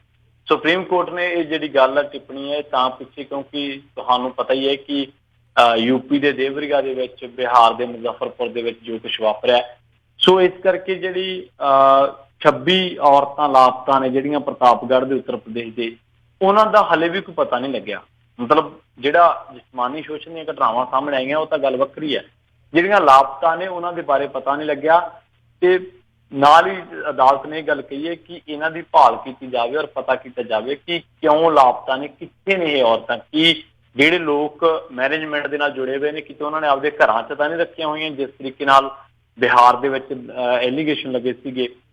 ਇਸੇ ਮਸਲੇ ਦੀ ਤੁਹਾਨੂੰ ਮੈਂ ਇੱਕ ਹੋਰ ਛੋਟੀ ਜਿਹੀ ਮਿਸਾਲ ਦਿੰਦਾ ਵਾਂ ਕਿ ਜਦੋਂ ਮੁਜ਼ੱਫਰਪੁਰ ਜਿਹੜਾ ਕਾਂਡ ਹੋਇਆ ਤਾਂ ਇਹਨਾਂ ਨੇ ਜਿਹੜਾ ਸਾਡਾ ਇੱਥੋਂ ਦਾ ਬਾਲ ਸੁਰੱਖਿਆ ਅਧਿਕਾਰ ਜਿਹੜਾ ਕਮਿਸ਼ਨ ਹੈ ਉਹਨਾਂ ਨੇ ਇਹ ਗੱਲ ਕਹੀ ਸੀਗੀ ਕਿ ਜੇ ਇਹਨਾਂ ਦਾ ਸੋਸ਼ਲ ਆਡਿਟ ਹੋਣਾ ਚਾਹੀਦਾ, ਜਿੰਨੇ ਵੀ 316 ਬਾਲ ਸੁਧਾਰ ਜਾਂ ਆਸ਼ਰਮ ਨੇ ਇਹ ਉਹਨਾਂ ਦਾ, ਤਾਂ ਬਿਹਾਰ ਤੇ ਯੂਪੀ ਨੇ ਸਭ ਤੋਂ ਪਹਿਲਾਂ ਵਿਰੋਧ ਕੀਤਾ ਸੀਗਾ ਔਰ ਉਸ ਤੋਂ ਬਾਅਦ ਦਿੱਲੀ, ਕੇਰਲ, ਹਿਮਾਚਲ ਪ੍ਰਦੇਸ਼ ਨੇ ਵੀ ਇਹਨਾਂ ਚੀਜ਼ਾਂ ਦਾ ਵਿਰੋਧ ਕੀਤਾ ਸੀਗਾ। ਤਾਂ ਇੱਕ ਟਾਟਾ ਇੰਸਟੀਚਿਊਟ ਦੀ ਇੱਕ ਰਿਪੋਰਟ ਆਈ ਸੀਗੀ, ਉਸ ਰਿਪੋਰਟ ਦੱਬ ਲਈ ਗਈ ਸੀ ਪਹਿਲਾਂ ਮੀਡੀਆ ਦੇ ਵਿੱਚ, ਰਿਪੋਰਟ ਬਾਅਦ ਦੇ ਵਿੱਚ ਆਈ। ਰਿਪੋਰਟ ਆਈ, ਉਹਨੇ ਇਹ ਗੱਲ ਜਾਗਦਾਰ ਕੀਤੀ ਸੀਗੀ ਕਿ ਜਿਹੜਾ ਮੁਜ਼ੱਫਰਪੁਰ ਦਾ ਆਸ਼ਰਮ ਹੈ ਜਾਂ ਬਾਲ ਸੁਧਾਰ ਘਰ ਹੈ ਤਾਂ ਇਹਦੇ ਵਿੱਚ ਔਰਤਾਂ ਦਾ ਜਿਸਮਾਨੀ ਸ਼ੋਸ਼ਣ ਹੁੰਦਾ ਹੈ। ਫਿਰ ਕੀ ਹੁੰਦਾ ਹੈ, ਫਿਰ ਇੱਕ ਕੜੀ ਖੁੱਲਦੀ ਹੈ, ਉੱਥੋਂ ਦੇ ਇੱਕ ਬੰਦੇ ਨੂੰ ਫਸਾ ਦਿੱਤਾ ਜਾਂਦਾ ਹੈ ਜਿਹੜਾ ਉੱਥੋਂ ਦਾ ਕਰਮਚਾਰੀ ਸੀ ਉਸ ਆਸ਼ਰਮ ਦਾ ਜਾਂ ਘਰ ਦਾ ਕਹਿ ਸਕਦੇ ਆਪਾਂ। ਉਹਦੀ ਫਿਰ ਪਤਨੀ ਨੇ ਖੁਲਾਸਾ ਕੀਤਾ ਕਿ ਇਹ ਮੇਰਾ ਜਿਹੜਾ ਘਰ ਵਾਲਾ ਵਾ ਉਹ ਬੇਕਸੂਰ ਆ, ਜਿਹੜਾ ਮੰਜੂ ਵਰਮਾ ਵਾ ਜਿਹੜਾ ਉਹਦਾ ਪਤੀ ਆ ਉਹ ਇੱਥੇ ਆਉਂਦਾ ਜਾਂਦਾ ਸੀਗਾ। ਤੇ ਕੁੜੀਆਂ ਨੇ ਗੱਲ ਵੀ ਕਬੂਲੀ ਹੈ ਕਿ ਇੱਕ ਲੀਡਰ ਸਿਆਸਤਦਾਨ ਆਉਂਦਾ ਸੀ, ਉਹ ਸਾਡੇ ਨਾਲ ਮੂੰਹ ਕਾਲਾ ਕਰਦਾ ਸੀ ਤੇ ਉਹਦੇ ਨਾਲ ਚੰਦ ਬੰਦੇ ਹੋਰ ਵੀ ਆਉਂਦੇ ਸੀ। ਦੁੱਖ ਦੀ ਗੱਲ ਇਦੋਂ ਵੀ ਘਿਨਾਉਣੀ ਹਰਕਤ ਕੀ ਹੈ ਕਿ ਕੁਝ ਕਮਿਸ਼ਨਾਂ ਦੇ ਮੈਂਬਰ ਜਿਹੜੇ ਆ ਜਿਨ੍ਹਾਂ ਦਾ ਕੰਮ ਸੀ ਜਾਂਚ ਕਰਨਾ, ਅੰਦਰ ਵੇਖਣਾ, ਉਹਨਾਂ ਦੇ ਨਾਲ ਪ੍ਰਸ਼ਾਸਨਿਕ ਅਧਿਕਾਰੀ ਵੀ ਆ। ਸਭ ਤੋਂ ਘਟੀਆ ਪੱਖ ਇਹ ਹੈ ਕਿ ਉਹ ਵੀ ਜਦੋਂ ਅੰਦਰ ਜਾਂਚ ਕਰਨ ਜਾਂਦੇ ਸੀ ਇਸ ਤੋਂ ਪਹਿਲਾਂ ਉਹ ਵੀ ਕੁੜੀਆਂ ਦੇ ਨਾਲ, ਉੱਥੋਂ ਔਰਤਾਂ ਦੇ ਨਾਲ ਉਹਨਾਂ ਦਾ ਜਿਸਮਾਨੀ ਸ਼ੋਸ਼ਣ ਕਰਦੇ ਸੀਗੇ। ਇਦੋਂ ਘਟੀਆ ਕੀ ਹਰਕਤ ਹੋਊਗੀ ਕਿ ਮੈਨੇਜਮੈਂਟ ਵੀ ਉਹਨਾਂ ਨੂੰ ਬਘਿਆੜਾਂ ਵਾਂਗ ਚੁੰਬੜ ਰਹੀ ਹੈ ਤੇ ਜਿਹੜੇ ਉਹਨਾਂ ਨੂੰ ਬਚਾਉਣ ਵਾਲੇ ਨੇ ਉਹ ਵੀ ਬਘਿਆੜਾਂ ਵਾਂਗ ਚੁੰਬੜ ਰਹੇ ਹੈ। ਫਿਰ ਪਤਾ ਲੱਗਿਆ ਕਿ ਬਰਜੇਸ਼ ਠਾਕੁਰ ਦੇ ਤਾਲੁਕਾਤ ਸੀਗੇ ਤੇ ਇਹਨਾਂ ਤਾਲੁਕਾਤਾਂ ਦੇ ਜ਼ਰੀਏ ਜਿਹੜਾ ਮੰਜੂ ਵਰਮਾ ਦਾ ਪਤੀ ਸੀ, ਜਿਹੜੀ ਔਰਤ ਨੇ ਆਪਣੇ ਅਹੁਦੇ ਤੋਂ ਅਸਤੀਫਾ ਦਿੱਤਾ ਹੈ, ਬਿਹਾਰ ਦੇ ਮੰਤਰੀ ਸੀਗੇ ਉਹ ਤਾਂ ਉਹਦਾ ਪਤੀ ਦਾ ਇੱਥੇ ਆਉਣ ਜਾਣਾ ਸੀਗਾ। ਇਹੀ ਕੁਛ ਜਿਹੜਾ ਵਾ ਦੇਵਰੀਆ ਦੇ ਵਿੱਚ ਹੈ, ਯੂਪੀ ਦੇ ਵਿੱਚ ਹੈ, ਉੱਥੇ ਵੀ ਮੈਨੇਜਮੈਂਟ ਤੇ ਉਂਗਲ ਉੱਠ ਰਹੀ ਹੈ। ਸੋ ਸੁਪਰੀਮ ਕੋਰਟ ਨੇ ਇਹ ਗੱਲ ਕਹੀ ਹੈ ਕਿ ਜਿਹੜਾ ਕਮਿਸ਼ਨ ਸੀਗਾ ਉਹਨੂੰ ਪ੍ਰਤਾਪਗੜ੍ਹ ਤੇ ਦੇਵਰੀਆ ਦੇ ਵਿੱਚ ਕੋਈ ਸੋਸ਼ਲ ਆਡਿਟ ਕਰਵਾਉਣਾ ਸੀ ਤੇ ਉਹ ਕਰਵਾਇਆ ਜਾਣਾ ਸੀਗਾ। ਤੇ ਨਾਲ ਹੀ ਇਹ ਗੱਲ ਕਹੀ ਹੈ ਕਿ ਬਿਹਾਰ, ਉੱਤਰ ਪ੍ਰਦੇਸ਼, ਮੇਘਾਲਿਆ, ਅਰੁਣਾਚਲ ਪ੍ਰਦੇਸ਼, ਤ੍ਰਿਪੁਰਾ ਤੇ ਮਿਜ਼ੋਰਮ ਇਹਨਾਂ ਦੇ ਵਿੱਚ ਵੀ ਇਹਨਾਂ ਸਰਕਾਰਾਂ ਨੇ ਸੋਸ਼ਲ ਆਡਿਟ ਨਹੀਂ ਸੀ ਕਰਨ ਦਿੱਤਾ ਤੇ ਇਹਨਾਂ ਨੂੰ ਕਰਨ ਦੇਣਾ ਚਾਹੀਦਾ ਹੈ। ਸੋ ਮੇਰੇ ਖਿਆਲ ਦੇ ਨਾਲ ਸੁਪਰੀਮ ਕੋਰਟ ਦੀ ਟਿੱਪਣੀ ਕੋਈ ਛੋਟੀ ਨਹੀਂ ਹੈ, ਪਰ ਸਮਝੋ ਬਾਹਰ ਹੈ ਗੱਲ ਕਿ ਸਰਕਾਰਾਂ ਜਿਹੜੀਆਂ ਨੇ, ਕੇਂਦਰ ਸਰਕਾਰ ਖਾਸ ਕਰਕੇ, ਇਹਨਾਂ ਚੀਜ਼ਾਂ ਨੂੰ ਗੰਭੀਰਤਾ ਦੇ ਨਾਲ ਕਿਉਂ ਨਹੀਂ ਲੈਂਦੀ। ਸੋਸ਼ਲ ਆਡਿਟ ਹੋਣਾ ਅੱਜ ਦੀ ਸਭ ਤੋਂ ਵੱਡੀ ਜ਼ਰੂਰਤ ਹੈ। ਜੀ ਪ੍ਰਵੀਨ ਜੀ, ਅਗਲੀ ਖਬਰ ਦੇ ਉੱਤੇ ਨਜ਼ਰ ਮਾਰਦੇ ਕਹਿੰਦੇ ਆਮ ਆਦਮੀ ਪਾਰਟੀ ਦੀਆਂ ਜਿਹੜੀਆਂ ਦੋਵੇਂ ਧਿਰਾਂ ਦਾ ਟਕਰਾਅ ਵਧਣ ਦੇ ਅਸਾਰ ਨੇ। ਦੇਖੋ, ਆਮ ਆਦਮੀ ਪਾਰਟੀ ਦੀਆਂ ਦੋਵੇਂ ਧਿਰਾਂ ਦਾ ਜਿਹੜਾ ਟਕਰਾਅ ਜੀ ਆਉਣ ਵਾਲੇ ਦਿਨਾਂ ਦੇ ਵਿੱਚ ਵਧਣਾ ਹੀ ਹੈ, ਕਿਉਂਕਿ ਅੱਜ ਦੀ ਜਿਹੜੀ ਤਾਜ਼ਾ ਖਬਰ ਹੈ ਉਹ ਮੈਂ ਤੁਹਾਨੂੰ ਇਹ ਦੱਸ ਦਿੰਦਾ ਕਿ ਖਹਿਰਾ ਨੇ ਆਪਣੇ ਸਾਥੀਆਂ ਦੇ ਨਾਲ ਹੁਸ਼ਿਆਰਪੁਰ ਦੇ ਵਿੱਚ ਰੈਲੀ ਕੀਤੀ ਹੈ, ਜਿਹਨੂੰ ਕਨਵੈਨਸ਼ਨ ਕਹਿ ਦਿੰਦੇ ਜਾਂ ਰੈਲੀ ਕਹਿ ਦਿੰਦੇ ਆ, ਉੱਥੇ ਵਲੰਟੀਅਰ ਦੀ ਮੀਟ ਵੀ ਕਹਿ ਸਕਦੇ ਆਪਾਂ। ਤੇ ਉਹਨਾਂ ਨੇ ਕੇਜਰੀਵਾਲ ਨੂੰ ਰਗੜੇ ਬੜੇ ਲਾਏ ਆ। ਉਹ ਕਹਿੰਦੇ ਕਿ ਕੇਜਰੀਵਾਲ ਜਿਹੜਾ ਵਾ ਉਹ ਮਤਲਬ ਪੰਜਾਬ ਦੀ ਬਰਬਾਦੀ ਦੇ ਲਈ ਜ਼ਿੰਮੇਵਾਰ ਉਹਨਾਂ ਹੀ ਹੈ ਜਿੰਨੀਆਂ ਕਿ ਦੋਵੇਂ ਪਾਰਟੀਆਂ, ਅਕਾਲੀ ਤੇ ਕਾਂਗਰਸ। ਨਾਲ ਹੀ ਉਹਨਾਂ ਨੇ ਕਿਹਾ ਕਿ ਕੇਜਰੀਵਾਲ ਨੇ ਗਵਰਨਰ ਦੇ ਘਰ ਜਾ ਕੇ ਕੰਮ ਨਾ ਹੋਣ ਦਾ ਡਰਾਮਾ ਕੀਤਾ ਸੀ। ਜਦੋਂ ਕੋਈ ਪੰਜਾਬ ਦੇ ਵਿੱਚ ਕੋਈ ਲੀਡਰ ਕੰਮ ਕਰਦਾ ਤਾਂ ਉਹਨੂੰ ਬਾਹਰ ਦਾ ਰਸਤਾ ਦਿਖਾ ਜਾਂਦਾ। 17 ਮਹੀਨੇ ਹੋ ਗਏ ਕਹਿੰਦੇ ਕਾਂਗਰਸ ਸਰਕਾਰ ਬਣੀ ਨੂੰ, ਪਰ ਨਸ਼ੇ ਦਾ ਕੁਛ ਨਹੀਂ ਹੋਇਆ, ਬੇਰੁਜ਼ਗਾਰੀ ਦਾ ਕੋਈ ਹੱਲ ਨਹੀਂ ਹੋਇਆ। ਤੇ ਨਾਲ ਹੀ ਉਹ ਗੱਲ ਕਹਿੰਦੇ ਆ ਕਿ ਕੈਪਟਨ ਤੇ ਵਰਦਿਆਂ, ਕੈਪਟਨ ਤੇ ਵੀ ਟਿੱਪਣੀ ਕੀਤੀ, 84 ਦਾ ਮੁੱਦਾ ਭੁੱਲ ਜਾਣ, ਪਾਣੀ ਦੇ ਮੁੱਦੇ ਤੋਂ ਇਹਨਾਂ ਲੋਕਾਂ ਨੇ ਮਜ਼ਾਕ ਬਣਾਇਆ ਹੋਇਆ ਤੇ ਅਸਤੀਫਾ ਦੇ ਕੇ ਉਹ ਕਹਿੰਦੇ ਕਿ ਡਰਾਮੇਬਾਜ਼ੀ ਕੀਤੀ ਹੈ। ਪੰਜਾਬ ਦੇ ਵਿੱਚ ਉਹ ਕਹਿੰਦੇ ਸਾਡੀ ਸਰਕਾਰ ਬਣਾ ਦਿਓ, ਅਸੀਂ ਰਾਜਸਥਾਨ ਤੇ ਹਰਿਆਣੇ ਤੋਂ ਪੈਸੇ ਲੈ ਕੇ ਪੰਜਾਬ ਦਾ ਕਰਜ਼ਾ ਮਾਫ ਕਰ ਦਿਆਂਗੇ। ਸੋ ਇੱਕ ਗੱਲ ਹੋਰ ਦਾ ਵੀ ਖੰਡਨ ਕੀਤਾ, ਜਿਹੜੀ ਇੱਕ ਸੋਸ਼ਲ ਮੀਡੀਆ ਤੇ ਆਪਾਂ ਕਹਿ ਲਈਏ ਕਿ ਇੱਕ ਆਡੀਓ ਘੁੰਮ ਰਹੀ ਹੈ ਜਾਂ ਇੱਕ ਵੀਡੀਓ ਘੁੰਮ ਰਹੀ ਹੈ, ਜਿਹਦੇ 'ਚ ਵਿਰਸਾ ਸਿੰਘ ਵਲਟੋਆ ਕਹਿੰਦਾ ਵਾ ਕਿ ਖਹਿਰਾ ਨੇ ਉਹਨੂੰ ਕਿਹਾ ਸੀਗਾ ਕਿ ਮੈਨੂੰ ਮਜੀਠੀਏ ਨਾਲ ਮੁਲਾਕਾਤ ਕਰਾ। ਖਹਿਰਾ ਕਹਿੰਦਾ ਕਿ ਮੇਰੀ ਇੱਕ ਵੀ ਮੁਲਾਕਾਤ ਨਹੀਂ ਹੋਈ, ਇਹ ਸਿਰਫ ਮੈਨੂੰ ਬਦਨਾਮ ਕਰਨ ਦੇ ਲਈ ਸਾਜ਼ਿਸ਼ਾਂ ਰਚੀਆਂ ਜਾ ਰਹੀਆਂ ਨੇ। ਹੁਣ ਪਾਲਾ ਕਿਹੜੀ ਗੱਲੋਂ ਵਧਿਆ ਵਾ? ਇੱਕ ਪਾਸੇ ਇਹ ਨੇ ਗਰਾਊਂਡ ਤੇ ਰੈਲੀਆਂ ਕਰ ਰਹੇ ਨੇ, ਕਨਵੈਨਸ਼ਨਾਂ ਕਰ ਰਹੇ ਨੇ, ਲੋਕਾਂ ਨੇ ਕੇਜਰੀਵਾਲ ਨੂੰ ਤਾਂ ਨਿੰਦਣਾ, ਕਾਂਗਰਸ ਨੂੰ ਤੇ ਅਕਾਲੀ ਦਲ ਨੂੰ ਤਾਂ ਨਿੰਦਣਾ ਹੀ ਨਿੰਦਣਾ ਸੀਗਾ। ਹੁਣ ਖਹਿਰਾ ਸਾਹਿਬ ਕੇਜਰੀਵਾਲ ਦੇ ਪਿੱਛੇ ਹੀ ਪੈ ਗਏ ਆ। ਦੂਜੇ ਪਾਸੇ ਦੂਜਾ ਧੜਾ ਵਾ ਜਿਹੜਾ ਕਹਿੰਦਾ ਕਿ ਅਸੀਂ ਤਾਂ ਆਫੀਸ਼ੀਅਲੀ, ਸਾਡੇ ਕੋਲ ਤਾਂ ਬਾਡੀ ਆ ਪੰਜਾਬ ਦੀ, ਭਗਵੰਤ ਮਾਨ ਹੈ, ਮੀਤ ਹੇਅਰ ਹੈ, ਡਾਕਟਰ ਦਲਜੀਤ ਸਿੰਘ ਚੀਮਾ ਨੇ, ਦਲਜੀਤ ਸਿੰਘ ਨੇ, ਔਰ ਨਾਲ ਹੀ ਜਿਹੜਾ ਬਲਬੀਰ ਹੈ, ਡਾਕਟਰ ਬਲਬੀਰ, ਤਾਂ ਉਹ ਕਹਿੰਦੇ ਕਿ ਜਿਹੜਾ ਸੁਖਪਾਲ ਖਹਿਰਾ ਨੇ, ਕੰਵਰ ਸੰਧੂ ਨੇ, ਇਹਨਾਂ ਦੇ ਖਿਲਾਫ ਅਨੁਸ਼ਾਸਨਿਕ ਕਾਰਵਾਈ ਹੋ ਸਕਦੀ ਆ ਤੇ ਨਾਲ ਹੀ ਦਿੱਲੀ ਹਾਈ ਕਮਾਂਡ ਕੋਲ ਇਹਨਾਂ ਦਾ ਮਸਲਾ ਭੇਜ ਦਿੱਤਾ ਗਿਆ। ਜਿਹੜੇ ਇਹਨਾਂ ਦੇ ਨਾਲ ਹੋਰ 4-5 ਨੇ ਉਹਨਾਂ ਦਾ ਤਾਂ ਪਤਾ ਨਹੀਂ, ਪਰ ਜਿਹੜੀ ਭਗਵੰਤ ਮਾਨ ਜਿਸ ਤਰੀਕੇ ਨਾਲ ਬਿਆਨਬਾਜ਼ੀ ਕਰ ਰਹੇ ਸੀਗੇ ਤਾਂ ਹਾਈ ਕਮਾਂਡ ਦੇ ਜਿਹੜੇ ਰੁਖ ਨੇ ਉਹ ਇਹ ਨੇਗੇ ਕਿ ਇਹਨਾਂ ਦੋਨਾਂ ਦੇ ਖਿਲਾਫ ਪਹਿਲਾਂ ਕਾਰਵਾਈ ਹੋਊਗੀ ਔਰ ਸਖਤ ਕਾਰਵਾਈ ਸ਼ਾਇਦ ਕਿਤੇ ਨਾ ਕਿਤੇ ਹੋ ਸਕਦੀ ਹੈ। ਸੋ ਕੁੱਲ ਮਿਲਾ ਕੇ ਜਿਹੜੀ ਸੰਭਾਵਨਾ ਸੀ ਗੱਲਬਾਤ ਦੀ ਰਾਜ ਜੀ, ਉਹ ਮਸਲਾ ਹੁਣ ਪੂਰੀ ਤਰ੍ਹਾਂ ਦੇ ਨਾਲ ਬੀਤਿਆ ਵਕਤ ਬਣ ਚੁੱਕਿਆ ਵਾ। ਮੈਂ ਤੁਹਾਨੂੰ ਇੱਕ ਦਿਨ ਪਹਿਲਾਂ ਹੀ ਕਿਹਾ ਸੀ ਕਿ ਜਿਸ ਤਰੀਕੇ ਨਾਲ ਭਗਵੰਤ ਮਾਨ ਨੇ ਪ੍ਰੈਸ ਕਾਨਫਰੰਸ ਕੀਤੀ ਆ, ਉਸ ਤੋਂ ਲੱਗਦਾ ਕਿ ਇਹ ਪ੍ਰੈਸ ਕਾਨਫਰੰਸ ਦੇ ਵਿੱਚ ਭਗਵੰਤ ਮਾਨ ਘੱਟ ਬੋਲ ਰਹੇ ਸੀ, ਉਹਨਾਂ ਦੇ ਵਿੱਚ ਦਿੱਲੀ ਜ਼ਿਆਦਾ ਬੋਲ ਰਹੀ ਸੀ। ਤਾਂ ਹੁਣ ਉਸ ਤੋਂ ਬਾਅਦ ਖਹਿਰਾ ਸਾਹਿਬ ਨੇ ਪ੍ਰੈਸ ਕਾਨਫਰੰਸ ਕਰਤੀ। ਹੁਣ ਇਹਨਾਂ ਦੀਆਂ ਇੱਕ ਤਰ੍ਹਾਂ ਇੱਕਮੁੱਠ ਹੋਣ ਦੀਆਂ ਜਿਹੜੀਆਂ ਸੰਭਾਵਨਾਵਾਂ ਨੇ ਬਹੁਤ ਘੱਟਦੀਆਂ ਨੇ। ਦੇਖਣ ਵਾਲੀ ਗੱਲ ਇਹ ਹੈ ਕਿ ਜਿਸ ਤਰੀਕੇ ਨਾਲ ਖਹਿਰਾ ਸਾਹਿਬ ਆਪਾਂ ਨੂੰ ਕਹਿੰਦੇ ਕਿ ਪੰਜਾਬ ਦੇ ਮਸਲਿਆਂ ਤੇ ਅਸੀਂ ਇਹ ਕਰਾਂਗੇ, ਫਲਾਂ ਕਰਾਂਗੇ, ਤਾਂ ਉਹਨਾਂ ਨੂੰ ਕਿੰਨਾ ਕੁ ਵਲੰਟੀਅਰਾਂ ਦਾ ਸਹਿਯੋਗ ਮਿਲਦਾ, ਲੋਕਾਂ ਦਾ ਸਹਿਯੋਗ ਮਿਲਦਾ। ਦੂਜੇ ਪਾਸੇ ਜਿਹੜੀ ਹਾਈ ਕਮਾਂਡ ਹੈ, ਜਿਹੜੀ ਕਿ ਇਸ ਵੇਲੇ ਬਿਲਕੁਲ ਬੇਬਸ ਨਜ਼ਰ ਆ ਰਹੀ ਹੈ, ਉਹ ਖਹਿਰਾ ਨੂੰ ਖੁੰਝੇ ਲਾਉਣ ਦੇ ਲਈ ਅਗਲਾ ਪੈਂਤਰਾ ਕੀ ਖੇਡਦੀ ਹੈ। ਜੀ ਅਗਲੀ ਜਿਹੜੀ ਗੱਲ ਕਰਦੇ ਹਾਂ, ਡੇਰਾ ਸਿਰਸਾ ਨੂੰ ਮੁਰੱਬੇ ਦੇਣ ਵਾਲਿਆਂ ਦੀ ਕਹਿੰਦੇ ਹੁਣ ਵਾਰੀ ਆਈ। ਬਿਲਕੁਲ, ਤੁਸੀਂ ਯਕੀਨ ਨਹੀਂ ਕਰਨਾ ਡੇਰਾ ਸਿਰਸਾ ਨੂੰ ਕਿੰਨੀ ਜ਼ਮੀਨ ਹੈ। ਡੇਰਾ ਪ੍ਰੇਮੀਆਂ ਨੇ ਡੇਰਾ ਸਿਰਸਾ ਨੂੰ ਤੋਹਫੇ ਦੇ ਵਿੱਚ 300 ਏਕੜ ਜ਼ਮੀਨ ਦਿੱਤੀ ਹੈ। ਕੋਈ ਬੰਦਾ ਇਸ ਗੱਲ ਦਾ ਯਕੀਨ ਕਰ ਸਕਦਾ ਕਿ 300 ਏਕੜ ਤੋਹਫੇ ਦੇ ਵਿੱਚ ਮਿਲਣਾ। ਤੇ ਆਪਾਂ ਕੀ ਕਰਦੇ ਹਾਂ, ਆਮ ਲੋਕ ਜੇ ਕੋਈ ਵੱਟ ਵੀ ਇੰਚ ਗਾਂਹ ਹੋ ਜੇ ਨਾ ਤੇ ਨਾਲ ਦੀ ਨਾਲ ਲੜਾਈ ਪਾ ਲੈਂਦੇ, ਸਿਰ ਪਾੜ ਦਿੰਦੇ ਆ। ਪਰ ਡੇਰੇ ਨੂੰ 300 ਏਕੜ ਜ਼ਮੀਨ ਦਿੱਤੀ। ਕਿਹਨੇ? ਮਾਲਵਾ ਖਿੱਤੇ ਦੇ ਵਿੱਚੋਂ ਬਠਿੰਡਾ, ਮਾਨਸਾ, ਸੰਗਰੂਰ, ਫਰੀਦਕੋਟ ਤੇ ਫਿਰੋਜ਼ਪੁਰ। ਸਭ ਤੋਂ ਪਹਿਲਾ ਨੰਬਰ ਹੈ ਬਠਿੰਡੇ ਦਾ। 67 ਡੇਰਾ ਪ੍ਰੇਮੀ ਹੈ ਤੇ ਇਹਨਾਂ ਨੇ 60 ਏਕੜ ਜ਼ਮੀਨ ਦਿੱਤੀ ਹੈ ਡੇਰੇ 67 ਪ੍ਰੇਮੀਆਂ ਨੇ। ਤੇ ਇਹ ਜਿਹੜੀ 293 ਏਕੜ ਤੋਂ ਵੱਧ ਜ਼ਮੀਨ ਹੈ, ਇਹਦੀ ਜਿਹੜੀ ਕੀਮਤ ਆ 80 ਕਰੋੜ ਤੋਂ ਵੀ ਵੱਧ ਦੱਸੀ ਗਈ ਹੈ। ਤੇ ਡੇਰਾ ਪ੍ਰੇਮੀਆਂ ਨੇ ਇੱਥੇ ਕਿਹਨਾਂ ਦਾ ਡੇਰਾ ਵਾ, ਨਸੀਬਪੁਰਾ ਦੇ ਨਾਲ ਜਿਹੜਾ ਵਾ ਬਹੁਤ ਸਾਰੇ ਡੇਰਾ ਪੈਰੋਕਾਰ ਹੈ ਜਿਨ੍ਹਾਂ ਨੇ ਜ਼ਮੀਨਾਂ ਤੇ ਘਰ ਦਾਨ ਵਜੋਂ ਦਿੱਤੇ ਸੀਗੇ। ਡੇਰਾ ਸਲਾਬਪੁਰਾ ਜਿਹੜਾ, ਉਹਦੀ 135 ਏਕੜ ਜ਼ਮੀਨ ਇਕੱਲੇ ਦੀ ਹੈ। ਤੇ ਇਸ ਜ਼ਮੀਨ ਦੀ ਕੀਮਤ ਕਲੈਕਟਰ ਹਿਸਾਬ ਦੇ ਨਾਲ, ਇਹ ਜਿਹੜੀ ਸਾਰੀ ਜ਼ਮੀਨ ਹੈ ਰੋਡ ਦੇ ਨੇੜੇ ਦੱਸੀ ਗਈ ਹੈ, ਮਹਿੰਗੀ ਦੱਸੀ ਗਈ ਹੈ, ਪਰ ਜੇਕਰ ਕਲੈਕਟਰ ਹਿਸਾਬ ਦੇ ਨਾਲ ਦੇਖੀਏ ਤਾਂ 10 ਕਰੋੜ ਰੁਪਇਆ ਕੀਮਤ ਬਣਦੀ ਹੈ ਇਹਦੀ। ਤੇ ਬਠਿੰਡਾ ਜ਼ਿਲ੍ਹੇ ਦੇ ਵਿੱਚ ਡੇਰਾ ਸਿਰਸਾ ਦੀਆਂ 111 ਜਾਇਦਾਦਾਂ ਨੇ, ਜਿਨ੍ਹਾਂ ਦੇ ਵਿੱਚ ਡੇਰਾ ਪ੍ਰੇਮੀਆਂ ਨੂੰ ਇਹ ਤੋਹਫੇ ਤੋਂ ਮਿਲੀਆਂ ਜਾਇਦਾਦਾਂ ਵੀ ਸ਼ਾਮਲ ਹੈ। ਸੋ ਪੰਜਾਬ ਸਰਕਾਰ ਦਾ ਦੱਸਦਾ ਕਿ ਹਰ ਜ਼ਿਲ੍ਹੇ ਦੇ ਵਿੱਚ ਡੇਰਾ ਪ੍ਰੇਮੀਆਂ ਵੱਲੋਂ ਜਿਹੜੀ ਦਾਨ ਕੀਤੀ ਗਈ ਜ਼ਮੀਨ ਆ, ਉਹਦੀ ਲਿਸਟ ਪਹਿਲਾਂ ਹੀ ਤਿਆਰ ਕਰ ਚੁੱਕੀ ਹੈ ਔਰ ਸਰਕਾਰ ਕਹਿ ਚੁੱਕੀ ਹੈ ਕਿ ਜੇਕਰ ਕੋਈ ਤਫਤੀਸ਼ੀ ਸੰਸਥਾ ਵੇਰਵਿਆਂ ਦੀ ਮੰਗ ਕਰੂਗੀ ਤਾਂ ਅਸੀਂ ਉਹਨਾਂ ਨੂੰ ਅੰਕੜੇ ਸੌਂਪ ਦਿਆਂਗੇ।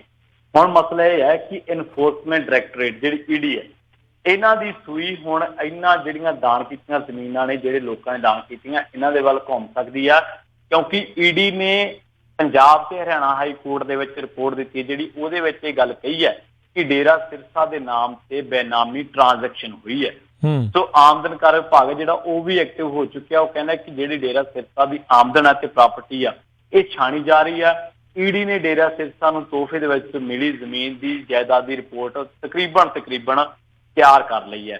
ਸੋ ਦੱਸਦੇ ਹੈ ਕਿ ਜਿਹੜੀਆਂ ਜਾਇਦਾਦਾਂ ਨੇ, ਇਹ ਬਹੁਤ ਸਾਰੀਆਂ ਜਾਇਦਾਦਾਂ ਇਹਦੀਆਂ ਨੇ ਜਿਹੜੀਆਂ ਕਿ ਬੇਨਾਮੀਆਂ ਪਈਆਂ ਨੇ। ਸਿਰਫ ਡੇਰੇ ਦੀ ਇੱਕ ਫੋਰਸ ਹੈ ਉਹਦੇ ਨਾਮ ਤੇ, ਜਿਹਨੂੰ ਅਸੀਂ ਕਹਿ ਸਕਦੇ ਹਾਂ ਕਿ ਸ਼ਾਹ ਸਤਨਾਮ ਜੀ ਗ੍ਰੀਨ ਐਸ ਵੈਲਫੇਅਰ ਫੋਰਸ, ਉਹਦੇ ਨਾਂ ਤੇ ਜ਼ਮੀਨਾਂ ਦੀਆਂ ਰਜਿਸਟਰੀਆਂ ਕਰਵਾਈਆਂ ਲੋਕਾਂ ਨੇ ਰਾਤੋਂ ਰਾਤ। ਸੋ ਜਾਣ ਜਿਹੜੀ ਪਹੁੰਚਾਣਾ ਹੋਣੀ ਚਾਹੀਦੀ ਹੈ। ਪਰ ਡੇਰੇ ਦੀਆਂ ਜਿਹੜੀਆਂ ਜਾਇਦਾਦਾਂ ਨੇ ਇਕੱਲੀਆਂ ਇੱਥੇ ਨਹੀਂ ਆ, ਉਹ ਉੱਥੇ ਇੱਕ ਹਿਊਮਨ ਆਰਗਨ ਦਾ ਹਸਪੀਟਲ ਵੀ ਚੱਲਦਾ ਵਾ, ਉਹਦੀ ਜਾਂਚ ਕਿਉਂ ਨਹੀਂ ਉਹਦੀ ਜਾਂਚ ਕੀ ਸਾਹਮਣੇ ਆਇਆ? ਉੱਥੋਂ ਜਿਹੜੀ CCTV ਜਿਨ੍ਹਾਂ ਦੇ ਵਿੱਚ ਦਾਅਵਾ ਕੀਤਾ ਜਾ ਰਿਹਾ ਕਿ ਟਰੱਕਾਂ ਦੇ ਟਰੱਕ ਭਰ ਕੇ ਕੈਸ਼ ਗਿਆ, ਉਹ ਕਿੱਥੇ ਗਿਆ? ਉਹ CCTV ਦੀਆਂ ਹਾਰਡ ਡਿਸਕਾਂ ਜਿਹੜੀਆਂ ਨੇ ਉਹ ਕਿੱਥੇ ਗਈਆਂ, ਕਿਉਂ ਨਹੀਂ ਲੱਭੀਆਂ? 7-8 ਦਿਨ ਉੱਥੇ ਅੰਦਰ ਵੜਨ ਨੂੰ ਕਿਉਂ ਲਾਤੇ? ਸੋ ਕੱਲੀਆਂ ਇਹ ਨਹੀਂ ਆ ਕਿ 300 ਏਕੜ ਜ਼ਮੀਨ ਦੇ ਪਿੱਛੇ ਤੁਸੀਂ ਪੈਰੋ ਮੀਡੀਆ ਦੇ ਵਿੱਚ ਖਬਰਾਂ ਲਵਾ ਦਿਓ। ਸਭ ਤੋਂ ਪਹਿਲੀ ਜ਼ਰੂਰੀ ਗੱਲ ਇਹ ਹੈ ਕਿ ਕੁਝ ਲੋਕ ਖਦਸ਼ਾ ਜਤਾਉਂਦੇ ਕਿ ਉੱਥੇ ਅਸਲਾ ਬਹੁਤ ਸੀ, ਉਹ ਕਿੱਧਰ ਗਿਆ? ਜਿਹੜੇ ਟਰੱਕ ਭਰ ਕੇ ਗਏ ਉਹ ਕਾਹਦੇ ਸੀ, ਕਿੱਥੇ ਗਏ? ਤੀਜੀ ਗੱਲ ਇਹ ਹੈ ਕਿ ਜਿਹੜਾ ਉੱਥੇ ਹਸਪੀਟਲ ਜਾਂ ਹੋਰ ਉੱਥੇ ਇਹ ਵੀ ਗੱਲ ਕਹੀ ਗਈ ਕਿ ਜਿਹੜੀ ਜ਼ਮੀਨ ਜਿੱਥੇ ਰੈਜ਼ੀਡੈਂਸ਼ੀਅਲ ਅਪਾਰਟਮੈਂਟ ਖੜੇ ਕੀਤੇ ਗਏ ਆ ਜਾਂ ਰੈਜ਼ੀਡੈਂਸ਼ੀਅਲ ਇਮਾਰਤਾਂ ਖੜੀਆਂ ਕੀਤੀਆਂ ਗਈਆਂ, ਉਹਨਾਂ ਦਾ ਕੋਈ CLU ਨਹੀਂ ਲਿਆ ਗਿਆ। ਸੋ ਇਹੋ ਜਿਹੀਆਂ ਚੀਜ਼ਾਂ ਦੀ ਵੀ ਜਾਂਚ ਹੋਣੀ ਚਾਹੀਦੀ ਹੈ। ਇਕੱਲਾ ਜਿਹੜੀ 80 ਕਰੋੜ ਦੀ ਜਾਇਦਾਦ ਪਿੱਛੇ ਨਾ ਭੱਜੇ ਈਡੀ। ਮੇਰਾ ਖਿਆਲ ਹੈ ਕਿ ਜਿਹੜਾ ਹਜ਼ਾਰਾਂ ਕਰੋੜਾਂ ਦਾ ਜਿਹੜਾ ਇੱਕ ਆਪਾਂ ਐਮਪਾਇਰ ਖੜਾ ਕੀਤਾ ਸੀਗਾ, ਉਹਦੇ ਬਾਰੇ ਵੀ ਦੱਸਣ ਕਿ ਲੋਕਾਂ ਨੂੰ ਕਿ ਕੀ ਬਣਿਆ, ਉਹਦੀ ਕਦੋਂ ਉਹਨੂੰ ਜਿਹੜਾ ਵਾ ਜ਼ਬਤ ਕੀਤਾ ਜਾ ਰਿਹਾ ਜੀ। ਜੀ ਜੀ। ਜਾਂਦੇ ਜਾਂਦੇ ਗੱਲ ਕਰ ਦਈਏ ਵੀ ਭੰਡਾਰਨ ਸੰਕਟ, ਐਤਕੀ ਅਨਾਜ ਕਹਿੰਦੇ ਨਾਲ ਤੁੰਨੇ ਪਏ ਆ ਪੰਜਾਬ ਦੇ ਗੋਦਾਮ। ਦੇਖੋ ਅਸਲ ਦੇ ਵਿੱਚ ਕੀ ਹੈ ਕਿ ਕੈਪਟਨ ਸਰਕਾਰ ਦੇ ਲਈ ਨਾ ਐਤਕੀ ਅਨਾਜ ਭੰਡਾਰਨ ਦਾ ਸੰਕਟ ਪੈਦਾ ਹੋ ਸਕਦਾ ਹੈ, ਕਿਉਂਕਿ ਪੰਜਾਬ ਭਰ ਦੇ ਵਿੱਚ ਜਿਹੜੇ ਅਨਾਜ ਦੇ ਨਾਲ ਗੋਦਾਮ ਹੈ ਉਹ ਨੱਕੋ ਨੱਕ ਭਰੇ ਹੈ, ਤੇ ਸੂਬਾ ਸਰਕਾਰ ਜਿਹੜੀ ਆ ਉਹਦੇ ਲਈ ਨਵਾਂ ਚੌਲ ਸੰਭਾਲਣ ਦੇ ਲਈ ਥਾਂ ਬਣਾਉਣੇ ਕੋਈ ਖਾਲਾ ਜੀ ਦਾ ਵਾੜਾ ਨਹੀਂਗਾ। ਪੰਜਾਬ ਦੇ ਵਿੱਚੋਂ ਅਨਾਜ ਦੀ ਮੂਵਮੈਂਟ ਦੇ ਵਿੱਚ ਵੱਡੀ ਕਮੀ ਆਈ ਹੈ, ਇਸੇ ਕਰਕੇ ਭੰਡਾਰਨ ਦੇ ਸੰਕਟ ਨੇ ਸਿਰ ਚੁੱਕਿਆ। ਵਰਿਆਂ ਦੇ ਮਗਰੋਂ ਇਹ ਹਾਲਤ ਬਣ ਚੁੱਕੀ ਆ। ਲੋਕ ਸਭਾ ਚੋਣਾਂ ਅਗਲੇ ਵਰੇ ਹੋਣੀਆਂ ਨੇ, ਇਸ ਕਰਕੇ ਪੰਜਾਬ ਦੇ ਵਿੱਚ ਜਿਹੜੀ ਮੂਵਮੈਂਟ ਦੀ ਕਟੌਤੀ ਆ ਇਹਦੇ ਪਿੱਛੇ ਸਿਆਸੀ ਕਾਰਨ ਵੀ ਹੋ ਸਕਦੇ ਆ। ਹੁਣ ਇੱਕ ਪੱਖ ਤਾਂ ਇਹ ਰਹਿ ਗਿਆ ਜਿਹੜਾ ਰਿਪੋਰਟ ਹੈ, ਦੂਜਾ ਪੱਖ ਕੀ ਹੈ ਕਿ ਜੀ ਝੋਨੇ ਦੀ ਫਸਲ ਚੰਗੀ ਹੈ ਔਰ ਰਿਕਾਰਡ ਤੋੜ ਝਾੜ ਵੀ ਹੋ ਸਕਦਾ ਹੈ, ਤੇ ਮੋਦੀ ਸਾਹਿਬ ਮਲੋੜ ਦੇ ਵਿੱਚ ਰੈਲੀ ਕਰਕੇ ਗਏ ਆ। ਉਹ ਕਹਿੰਦੇ ਜੀ ਫਸਲਾਂ ਦੇ ਵਿੱਚ ਭਾਅ ਦੇ ਵਿੱਚ ਵਾਧਾ ਕਰਤਾ। ਮਲੋੜ ਦੇ ਵਿੱਚ ਰੈਲੀ ਕਰਕੇ ਅੱਧਾ ਘੰਟਾ 45 ਮਿੰਟ 40 ਮਿੰਟ ਭਾਸ਼ਣ ਦੇ ਕੇ ਇਹ ਗੱਲਾਂ ਕਹੀਆਂ ਕਿ ਅਸੀਂ ਜੀ ਪੰਜਾਬ ਦਾ ਬੜਾ ਫਿਕਰ ਕਰਦੇ ਹਾਂ। ਦੂਜੇ ਪਾਸੇ ਪੰਜਾਬ ਨੂੰ ਜਿਹੜਾ ਪੁਰਾਣਾ ਜਿਹੜਾ ਸਟਾਕ ਪਿਆ ਸਾਡੇ ਕੋਲੇ ਕਣਕ ਪਈ ਹੈ ਉਹ ਚੱਕੀ ਨਹੀਂ। ਇੱਕ ਅੰਕੜਿਆਂ ਦੇ ਮੁਤਾਬਕ ਤੁਹਾਨੂੰ ਮੈਂ ਦੱਸਦਾ ਕਿ ਪੰਜਾਬ ਦੇ ਗੋਦਾਮਾਂ ਦੇ ਵਿੱਚ ਇਸ ਵੇਲੇ 235 ਲੱਖ ਮੀਟ੍ਰਿਕ ਟਨ ਪਿਆ ਹੈ। ਇਹ ਖੁਰਾਕ ਮੰਤਰਾਲਾ ਇਹ ਗੱਲ ਕਹਿੰਦਾ ਕਿ ਉਹਨਾਂ ਨੇ ਸਮਰੱਥਾ ਤੋਂ ਕਿਤੇ ਵੱਧ ਇਹ ਜਿਹੜਾ ਵਾ ਅਨਾਜ ਤੁੰਨਿਆ ਹੋਇਆ, ਤੇ ਅਨਾਜ ਭੰਡਾਰਨ ਦੀ ਸਮਰੱਥਾ ਸਿਰਫ 250 ਲੱਖ ਮੀਟ੍ਰਿਕ ਟਨ ਹੈ, ਜਦਕਿ 235 ਹਲੇ ਪਿਆ ਹੋਇਆ। ਪਿਛਲੇ ਸਾਲ ਨਾਲੋਂ ਜ਼ਿਆਦਾ ਅਨਾਜ ਪਿਆ ਹੋਇਆ। ਬੇਸ਼ੱਕ ਪੰਜਾਬ ਦੇ ਵਿੱਚੋਂ ਕਹਿੰਦੇ ਕਿ 365 ਲੱਖ ਰੈਕ ਜਿਹੜੇ ਆ ਲੋਡ ਵੀ ਹੋਏ ਆ, ਪਰ ਫਿਰ ਵੀ ਹਲੇ ਤੱਕ ਪੰਜਾਬ ਨੂੰ ਜਿਹੜੇ ਰੈਕ ਆ ਉਹ ਘੱਟ ਮਿਲੇ ਆ। ਔਰ ਬਠਿੰਡਾ ਤੇ ਮਾਨਸਾ ਤਾਂ ਇਹ ਜਿਹੇ ਜਿਹੜੇ ਆ ਜਿੱਥੇ ਸਿਰਫ 10% ਥਾਂ ਹੈ ਅਨਾਜ ਜਮ੍ਹਾਂ ਕਰਨ ਵਾਸਤੇ ਝੋਨਾ। ਸੋ ਐਕਟੀ 116 ਲੱਖ ਮੀਟ੍ਰਿਕ ਟਨ ਜਿਹੜੀ ਆ ਸਮਰੱਥਾ ਬਚੀ ਹੈ ਸਿਰਫ ਤੇ ਸਿਰਫ ਪੰਜਾਬ ਕੋਲੇ, ਜਦਕਿ ਜਿਹੜਾ ਚੌਲ ਆ ਉਹ ਬਹੁਤ ਵੱਡੀ ਮੇਰਾ ਖਿਆਲ ਹੈ ਕਿ 182 ਲੱਖ ਮੀਟ੍ਰਿਕ ਟਨ ਝੋਨੇ ਦੀ ਪੈਦਾਵਾਰ ਹੈ। 116 ਲੱਖ ਸਾਡੇ ਕੋਲ ਸਮਰੱਥਾ ਵਾ, 182 ਲੱਖ ਮੀਟ੍ਰਿਕ ਟਨ ਝੋਨੇ ਦੀ ਪੈਦਾਵਾਰ ਹੋ ਸਕਦੀ ਹੈ। ਸੋ ਇਸ ਕਰਕੇ ਸਰਕਾਰ ਨੂੰ ਚਾਹੀਦਾ ਹੈ ਕਿ ਕੇਂਦਰ ਸਰਕਾਰ ਦੇ ਨਾਲ ਰਾਬਤਾ ਕਾਇਮ ਕਰਕੇ ਇਹ ਜਿਹੜਾ ਅਨਾਜ ਭੰਡਾਰਨ ਦੇ ਲਈ ਜਿਹੜੀਆਂ ਦਿੱਕਤਾਂ ਆ ਸਕਦੀਆਂ ਨੇ, ਕਿਉਂਕਿ ਜੇ ਅਨਾਜ ਨਾ ਭੰਡਾਰ ਹੋਇਆ ਤੇ ਰੋਲਣਾ ਕੀ ਨੇ ਜ਼ਿਮੀਦਾਰ ਨੇ, ਕਿਉਂਕਿ ਮੰਡੀਆਂ ਦੇ ਵਿੱਚ ਉਹਨੂੰ ਰੋਲਣਾ ਪੈਣਾ ਹੈ, ਉਹਦਾ ਝੋਨਾ ਨਹੀਂ ਚੱਕਿਆ ਜਾਣਾ, ਉਹਨੂੰ ਬੈਠਣਾ ਪੈਣਾ 12-12 13 ਦਿਨ। ਸੋ ਸਰਕਾਰ ਨੂੰ ਚਾਹੀਦਾ ਕਿ ਅਗਾਊਂ ਪ੍ਰਬੰਧ ਕਰ ਲਏ ਜਾਣ, ਪਰ ਬਾਵਜੂਦ ਮੀਡੀਆ ਰਿਪੋਰਟਾਂ ਦੇ ਸਰਕਾਰ ਜਿਹੜੀ ਆ ਹਾਲੇ ਤੱਕ ਲੱਗਦਾ ਨਹੀਂ ਕਿ ਗਰਾਊਂਡ ਤੇ ਨਜ਼ਰ ਆ ਰਹੀ ਆ ਜੀ। ਜੀ ਬਹੁਤ ਬਹੁਤ ਧੰਨਵਾਦ ਪ੍ਰਵੀਨ ਜੀ, ਤੁਸੀਂ ਸਾਡੇ ਨਾਲ ਜੁੜੇ, ਇਹਨਾਂ ਖਬਰਾਂ ਬਾਰੇ ਸਾਨੂੰ ਜਾਣਕਾਰੀ ਦਿੱਤੀਆਂ। ਅਗਲੀ ਵਾਰ ਤੱਕ ਲਈ ਬੜੀ ਮਿਹਰਬਾਨੀ। ਪਿਆਰ ਭਰੀ ਸਤਿ ਸ਼੍ਰੀ ਅਕਾਲ ਜੀ। ਸਤਿ ਸ਼੍ਰੀ ਅਕਾਲ। ਤੇ ਸੋ ਇੱਥੇ ਸਾਡਾ ਅੱਜ ਦਾ ਇਹ ਪ੍ਰੋਗਰਾਮ ਖਬਰ ਤੇ ਨਜ਼ਰ ਉਹ ਵੀ ਸਮਾਪਤ ਹੈ। ਮਿਲਾਂਗੇ ਅਗਲੀ ਵਾਰ, ਉਦੋਂ ਤੱਕ ਲਈ ਮੈਨੂੰ ਰਾਜਕਰਮਵੀਰ ਸਿੰਘ ਨੂੰ ਇਜਾਜ਼ਤ ਦਿਓ। ਮੇਰੇ ਵੱਲੋਂ ਵੀ ਤੁਹਾਨੂੰ ਸਾਰਿਆਂ ਨੂੰ ਪਿਆਰ ਸਤਿਕਾਰ ਸਹਿ ਨਿੱਘੀ ਜਿਹੀ ਸਤਿ ਸ਼੍ਰੀ ਅਕਾਲ। ਜਿਉਂਦੇ ਵਾਸਤੇ ਜੋ ਹੱਸਦੇ ਖੇਲਦੇ ਰਹੋ, ਸੁਣਦੇ ਰਹੋ ਪੰਜਾਬੀ ਰੇਡੀਓ USA।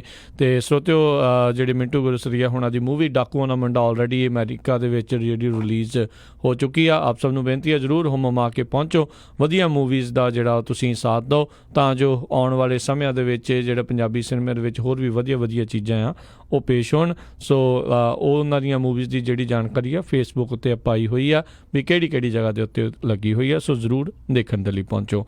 ਤੇ ਹੁਣ ਇਜਾਜ਼ਤ ਲੈਂਦੇ ਹਾਂ। ਸਤਿ ਸ਼੍ਰੀ ਅਕਾਲ ਜੀ।